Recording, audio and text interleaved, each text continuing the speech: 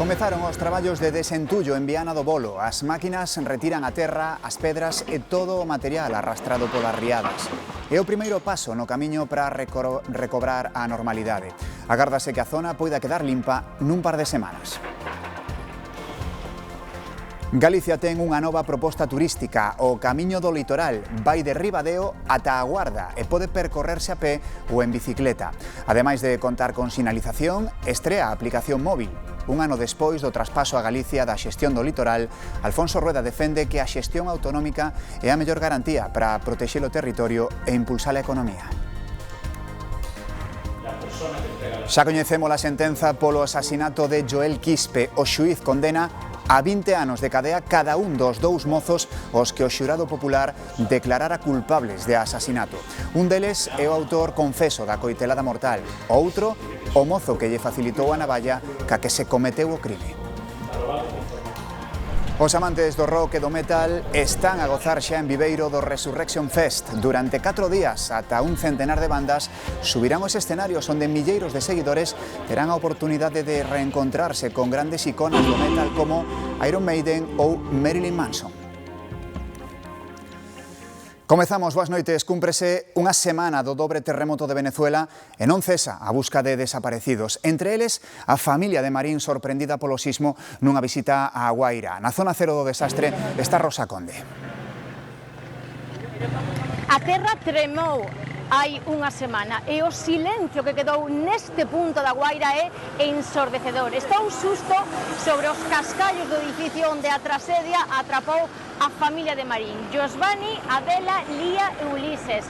Aquí os rescatistas franceses traballan sen tregua, de noite e de día, desafiando a falta de medios. A pé de ruínas entrevistei onte a noite a José, irmán de Adela. Négase a marcharse, escoitalo confesar cunha fe cega que me rompe a alma, que aínda espera sacalos con vida para levalos a Galicia. É demoledor. Están trabajando muy bien y claro, paciencia es lo que piden y paciencia que hay que darle porque de verdad no es fácil. Con 12 pisos que hay ahí no es fácil.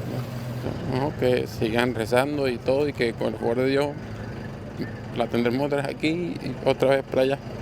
Y de aquí no me voy hasta que me venga, como vaya con mi hermana. O goberno venezolano decretou 7 días de loito nacional a partir desta medianoite cando se cumpre unha semana do dobre terremoto que devastou o país. O novo balance de vítimas achégase aos 2.300 mortos, 26 deles españois. A busca de superviventes continúa, pero os primeiros equipos de rescate xa están volvendo aos seus países. Unha semana despois do dobre sismo, milleiros de venezolanos seguen acampados na rúa, a maioría porque quedaron sen casa, pero moitos tamén porque aínda lles dura o trauma. Nos sentimos muy afectados, pues. Tener miedo de subir a su casa, yo vivo en un piso 12. Na Guaira, os rescatistas holandeses xa abandonaron o terreo, os españois seguen na procura dun último milagre. Unidad militar de emergencias, si me escucha, grite o golpee 3 veces. Aos máis de 30.000 profesionais sobre o terreo únense milleiros de voluntarios como Juan. Rescatou 9 persoas vivas, pero ningunha desde o terceiro día, e aínda así... La fe todavía la tengo intacta, de que si voy a seguir, voy a sacar a mi familia. Tengo una sobrina de 19 años, acá abajo es difícil el acceso, pero tenemos que seguir luchando porque la tenemos que conseguir. ¡Silencio! Nunha semana, 6.500 venezolanos saíron vivos dunha desfeita valorada nunha primeira estimación en case 7.000 millóns de dólares, o 5% da riqueza do país. Aquí en Galicia, 2 semanas despois das treboadas, comezaron os labores de desentullo na zona máis afectada polas riadas. En 2 ou 3 semanas, agárdase que os veciños poidan recuperar a normalidade. Este 1 de xullo empezou a retirada da terra, as pedras e os restos vexetais arrastrados polas riadas do pasado 17 de xuño no Bolo. Os veciños da Bouza, a zona máis afectada polos efectos das treboadas, fixéronselles longas as 2 semanas de espera. É normal de que empecen cos días que van, porque son moitos días os que van, que estamos aquí incomunicados, que estamos sin poder movernos. Pero pareceme moi tarde, a verdad, porque temos que pasar para ir para aquel lado, dando a volta a todo o pueblo. Os traballos fanse con maquinaria pesada da empresa pública Traxa baixa a supervisión dos técnicos da Deputación de Ourense. Hai moitos metros de material aquí igual hai arriba, igual hai hasta 3 ou 3 metros e medio de altura. Moito. Estimamos que hai aproximadamente uns 1.500 metros cúbicos de material que creemos que se todo se dá ben, en 10-15 días hábiles a zona debería de quedar restablecida. A máis dos accesos, o alcalde e os veciños consideran prioritario atender os problemas de salubridade. Que poden entrar nas casas, quitar os animales mortos, quitar a carne que está podre dentro dos arcos. Hai neveras, hai carne que había colgada nas bodegas e cousas así, e eso xa empeza a dar olor. Saben que esta primeira intervención de emerxencia é só un primeiro paso para poder planificar a reconstrucción. Bueno, primeiro quitarlle o barro e poder que alguén poda peritar. As infraestructuras vai levar tempo, pero bueno, son polo menos o que a xente poda facer unha vida máis dentro da normalidade o máis normal posible. Galicia celebra que hai un ano asumía a competencia do litoral estreando unha ruta para percorrer a costa a pé ou en bicicleta desde Ribadeo ata a Guarda. Alfonso Rueda destaca que neste tempo se demostrou que a xestión autonómica garante que é posible protexer o territorio e impulsar a economía da costa. Unha das novidades que achegou a xestión autonómica do litoral é que, dende este verán, os bares de praia poderán abrir dende Semana Santa ata outubro. Axuda moito a manter a xente contratada, non ter que desmontar, a que o produto non se pase porque non vendiches o suficiente. Outra é a creación dun catálogo de bens de valor cultural moitos abandonados e que se poden destinar a outros usos, como este pazo da Merced de Neda. Non teñen un uso, non teñen as facilidades para que eso sea sostible, pois acaban desaparecendo. No aniversario do traspaso da competencia do litoral, Alfonso Rueda defende que a xestión dende Galicia demostra que se pode vivir na costa e da costa. Sintámonos orgullosos, segamos dicindo que non queremos facer outra cousa que seguir conservando o que temos, pero que nos siga permitindo vivir, que somos os primeiros que queremos que estas maravillas sigan así moitísimo tempo e que estean aínda máis bonitas. Coincidindo con este aniversario, comeza a colocación dos sinais do camiño do litoral para percorrer a pé ou en bicicleta os 1.300 km de costa. Estréase tamén unha aplicación con toda a información sobre as 52 etapas da ruta que une Ribadeo e a Guarda. A mina de Penouta en Viana do Bolo está un pouco máis preto de retomar a súa actividade. A empresa propietaria recibiu a última autorización autonómica que precisaba para reactivar o proxecto. Unha explotación considerada estratéxica para Europa pola súa produción de estaño, tantalio e niobio. Son materias primas críticas fundamentais para facer chips ou pro sector aeroespacial. Enche o depósito é dende hoxe máis caro. Desaparece a rebaixa do IBE que o situaba no 10% e volve ao seu tipo habitual no 21%. Notouse no peto, Patricia. Sí, encher o depósito dende esta tarde, dende hoxe, máis caro porque tal e como estaba previsto decae esa rebaixa do IBE do 21 ao 10%. O IBE volve ao seu tipo habitual, formaba parte dun paquete anticrise posto en marcha en marzo polo goberno para responder á crise enerxética provocada polos ataques a Irán. Esta suba do IBE vai se ver compensada en parte por outro plan de bonificacións, neste caso no imposto especial sobre os hidrocarburos. A rebaixa será de 15 céntimos durante todo o mes de xullo, de 10 céntimos en agosto e de 5 céntimos en setembro. A idea do goberno é que estas bonificacións desaparezan por completo no mes de outubro. Os empresarios das gasolineiras calculan que dende hoxe a gasolina é case 10 céntimos máis cara e o gasóleo case 3. E falamos un día máis da regularización de inmigrantes iniciada polo goberno. Xa se concederon a metade das máis dun millón de solicitudes. O goberno garante que o procedemento cumpre a lei e arremete contra o Supremo. El Tribunal Supremo, en una decisión que a mí me parece realmente sorprendente, parece que también en esto quiere que el Parlamento sea un elemento meramente decorativo y quiere que no legisle y quiere que no tome decisiones. Veremos a ver qué es la decisión que adopta la justicia.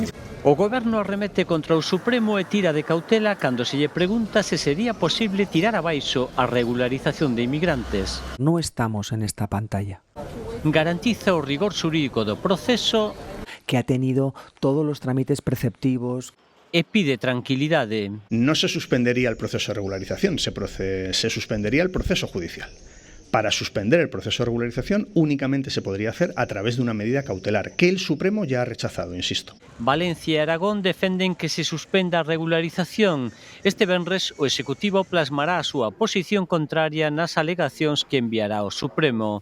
O Partido Popular advirte sobre a postura de España. España está haciendo todo lo contrario al Pacto de Asilo y Inmigración que hemos firmado hace pocos años.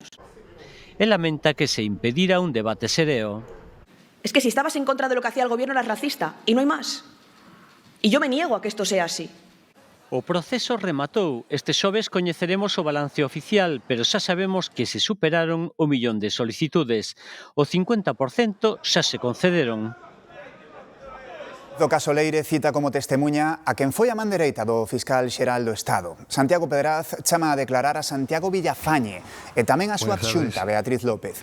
O xuiz convocaos por reunirse con Leire Díez e co abogado de Santos Cerdán.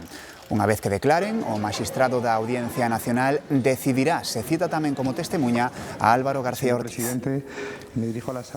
Crise no movemento Sumar a tan só 10 días da Asamblea para elixir novo líder da formación. A actual coordinadora, Lara Hernández, dimite de todos os cargos do partido. Denuncia ser vítima dunha campaña de desprestixio logo de ser acusada de acoso laboral. A actual voceira no Congreso, Verónica Martínez, convértese na principal opción para liderar Sumar. Jamás en mi vida, ni antes, ni durante, ni después, he acosado a nadie. Jamás. Y segundo, porque todos los bulos, todas las mentiras y todas las injurias que he tenido que soportar durante todos estos meses se han demostrado falsas. Condenados a 20 anos de prisión tanto o autor da coitelada mortal a Joel Quispe como o amigo que lle deu a navalla. A sentenza considera a entrega da arma un elemento decisivo do asasinato e ten en conta que o autor apuntou a unha zona vital do corpo da vítima. A Audiencia Provincial da Coruña, de conformidade co veredicto de culpabilidade do xurado, condena os 2 procesados pola morte de Joel Quispe a mesma pena. 20 anos de prisión e 5 de liberdade vixiada pro autor material do crime e pro que lle facilitou a navalla. Ambos son culpables dun delito de asasinato consumado. A sentenza salienta que a agresión se realizou coa intención de acabar coa vida de Joel, que o autor confeso actuou de xeito imprevisto e fulgurante e que ocultou as súas intencións sorprendendo a vítimas en que puidera reaccionar ou ofrecer algún tipo de resistencia, e que o fixo con alivosía, apuntando o corazón, sabendo que era unha zona vital. Tamén destaca a intervención do outro procesado como cooperador necesario no asasinato. A sentenza considera que lle deu a navalla ao autor material do crime sabendo que a quería usar para acabar coa vida da vítima, ou que polo menos existía unha alta probabilidade de que a utilizase con esa finalidade e un resultado fatal. A sentenza non é firme. Os condenados poden presentar recurso de apelación perante o Tribunal Superior de Xustiza de Galicia. E unha sobrecarga podería estar detrás dun incendio en pleno paseo de Silgar, en Sanxenxo. O lume comezaba nun cadro eléctrico dunha xadería e estendíase aos cables da fachada do edificio. As lapas afectaron algún toldo e tamén o revestimento dos balcóns. O incendio deixou os veciños sen luz. Algúns dos negocios están tamén sen suministro e utilizando xeradores, coincidindo co primeiro día da temporada do mes de xullo. En Filipinas vemos o momento da erupción dun volcán a 70 km da capital de Manila. Saiu un chorro de cinza gris e columnas de vapor que se elevaron 1.200 metros pola interacción entre o magma e a auga. Dúas imaxes máis que nos chegan do exterior. Dúas persoas enmascaradas escalaron hoxe o Empire State de Nova York ata alcanzar a súa cima. Desde o pináculo despregaron unha pancarta cunha mensaxe en prol da paz, nunhas imaxes impresionantes que rapidamente captaron a atención de turistas neoyorquinos. Pero tamén das autoridades que advertiron que a parella non tiña autorización nin tampouco equipo de protección. E outra imaxe en Suiza, onde os coñecidos como lefebvreanos cometeron un delito cismático e incorreron en excomuñón tras a ordenación de 4 obispos sen autorización do Papa. A ceremonia tivo lugar en Suiza e presentouse como un desafío á Santa Sé. A ordenación está promovida por unha asociación de consagrados e laicos coñecida como Sociedade Sacerdotal San Pío X. Cuestionan o Concilio Vaticano II, reivindican a misa en latín e rexeitan o diálogo interrelixioso. O Papa León XIV tratou de evitar esta desobediencia mediante o diálogo, pero os lefebrianos volveron cuestionar hoxe a súa autoridade. E agora, dúas imaxes das nosas cidades. En Santiago, os universitarios comezaron a odisea anual de buscar un piso pro vindeiro curso. Estes estudantes que ven ca almofada na man non é que xa atoparan casa, senón que decidiron pasar a noite facendo cola ás portas das inmobiliarias. En Ourense xa funciona a zona de baixas emisións. Os condutores que vayan ao centro sen autorización pro coche enfróntanse a multas de 200 euros. Cristina do Río. É unha nova fase desa progresiva implantación da zona de baixas emisións en Ourense. A partir de hoxe, como dicías, enfrontanse a multas de 200 euros os vehículos sen distintivo ambiental ou sen autorización específica, como residentes, garaxes ou persoas con mobilidade reducida que poderían optar a unha autorización específica. As zonas afectadas son a zona bella ao seu completo e algunhas rúas do centro da cidade, como esta contorna do Parque de San Lázaro, que xa leva restringido o tráfico desde xaneiro e que hoxe está pechada por obras. En canto os vehículos afectados son os diésel anteriores a 2006 e os gasolina anteriores ao ano 2000. Aviso importante para mañá, a Xunta activou o aviso vermello por altas temperaturas no interior de Pontevedra. Suspéndese a actividade deportiva federada e do programa Xogade nas horas centrais do día. Ademais, o litoral da provincia pontevedresa permanecerá en nivel de alerta laranxa, mentres que as zonas do suroeste da Coruña e da montaña de Ourense estarán en nivel amarelo. O Concello de Ribadeo ofrécese a podar de balde as palmeiras privadas dos veciños e a cambio pide poder usar as follas na decoración da vila durante o Ribadeo indiano. Os veciños poden solicitar esta poda ata mañá, chamando ás oficinas municipais. E falando de palmeiras, fomos visitar a parella máis alta de Galicia. Atópase en Lourenzá. O Concello de Lourenzá, na provincia de Lugo, ten un recoñecemento algo especial. Conta coa parella de palmeiras máis alta de toda Galicia. As últimas estimacións falan de preto de 26 metros. A familia Hermida Pérez é a encargada de cuidalas dende hai preto de medio século, en que as palmeiras datan de moito antes. Pero as palmeiras foron plantadas por Pedrolla, que foi o que edificou a finca, e que morreu, se non lembro máis, sobre o ano 1908. Caso supoñemos que deberon ser plantadas a finais do 19. As palmeiras galegas sufriron moitos problemas de saúde nos últimos anos. Por sorte, a parella de Lourenzá non sufriu ningún. Coidalas leva algo de traballo. O maior é que cada X anos hai que podadas, e agora co problema da enfermedade está cá e que afecta as palmeiras. Sí que é certo que intentamos cada ano tratadas, a verdad que este foi o primeiro ano, para evitar que lles entre a enfermidade e as mate, claro. Un tratamento para loitar contra o picudo vermello e manter con vida unhas palmeiras que son o orgullo da familia. O pai, meu difunto pai, sí que lles tiña un grandísimo aprecio, e a todos os sitios que ia sempre comentaba deste tema de palmeiras e facía unha especie de publicidade. Un orgullo que, igual que as palmeiras, non deixa de medrar.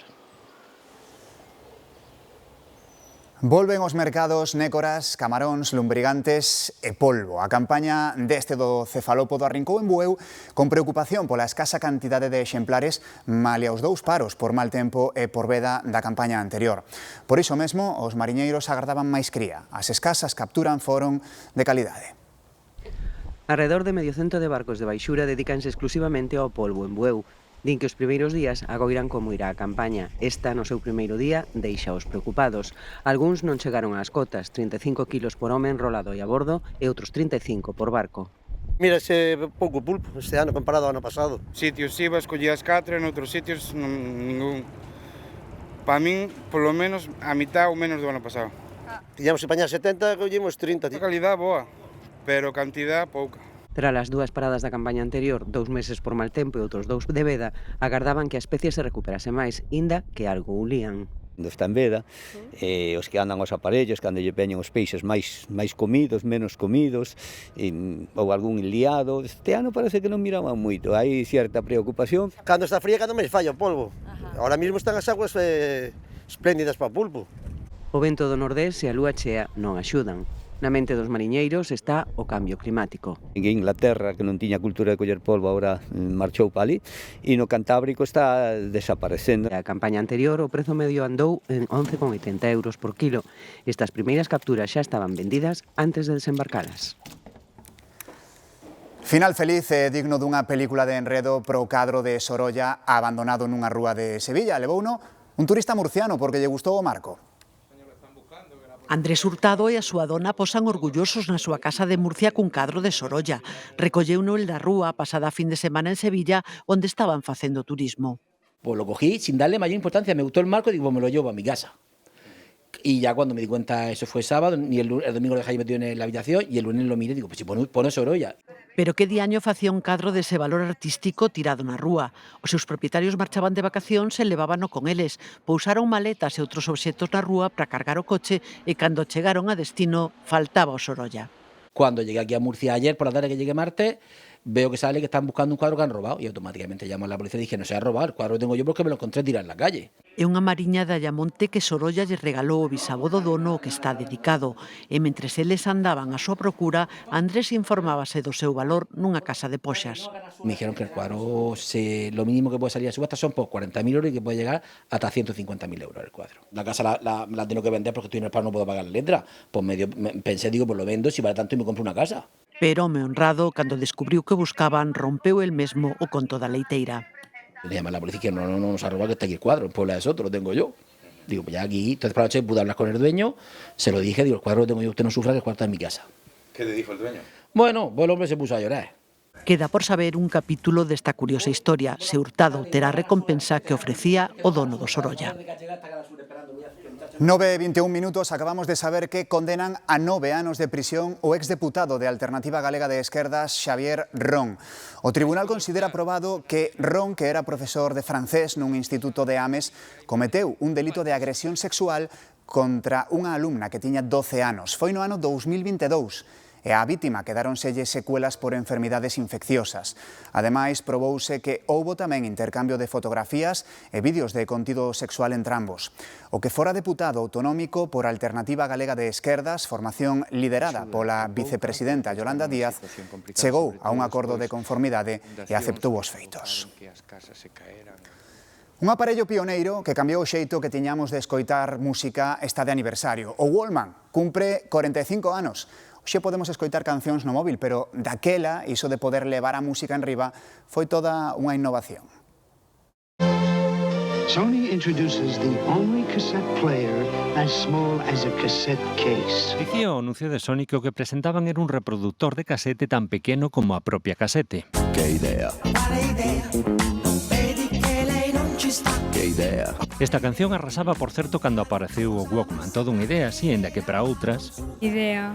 É bueno, que era algo para aprender inglés. O invento cambiou o modo de escoitar música ata o momento, de ter que escoitala xunto a un tocadiscos, na radio, a leválo en riba, fixeras o que fixeras. Era a música o que o tampas a hixiene íntima. Podías bailar con el, debuxar, montar a cabalo, nadar non. Unha maneira de usar música mientras caminabas. Tenían como una espumita y un diadema y demás, y sí, pero bueno, muy de mi adolescencia, Non só foi revolucionario, tamén pioneiro, sentou as bases de todo o que viría despois. Discman, minidisc, reproductor MP3, superado polos seus sucesores, deixou de fabricarse en 2010 coa satisfacción de ser un antes e un despois. Y tengo muchas casas en casa que no sé qué voy a hacer con ellas. Desde hoxe e ata o domingo, Viveiro é o epicentro mundial do rock e do metal cunha nova edición do Resurrection Fest. A vila recibirá 100.000 persoas ao longo destes días, Xoel. Sí, Pablo, dende as 3 da tarde e hasta este momento foron xa milleiros as persoas que se chegaron ata aquí precisamente para gozar das mellores bandas de rock e de outros xéneros relacionados. Moitos asistentes ollos chegados desde distintos puntos de España, pero tamén moitos outros chegados de ata 40 países de todo o mundo. Por diante, aínda 4 xornadas para gozar de bandas como Iron Maiden en sesións de música de ata 12 horas en directo. Hoxe, o prato forte é a banda sueca Sabaton, pero a eles súmanse outros como The Browning, chegados dende o outro lado do Atlántico cunha mestura de deathcore e do metal máis extremo que só agora mesmo no escenario Ritual, un dos 4 cos que conta este festival de referencia a nivel mundial. Máis música, marchou Víctor Willis, o líder e cantante de Village People. Vendeu máis de 100 millóns de discos, pero o seu impacto cultural vai máis aló das cifras. A vestimenta, o xeito de bailar, por suposto a música, fan de Willis e da súa banda unha icona da música disco. Tiña 74 anos, hoxe cumpriría os 75 e querémolo lembrar cun himno, con este YMCA, a todo volume. Feliz noite, ata mañá. There's a place you can go. I said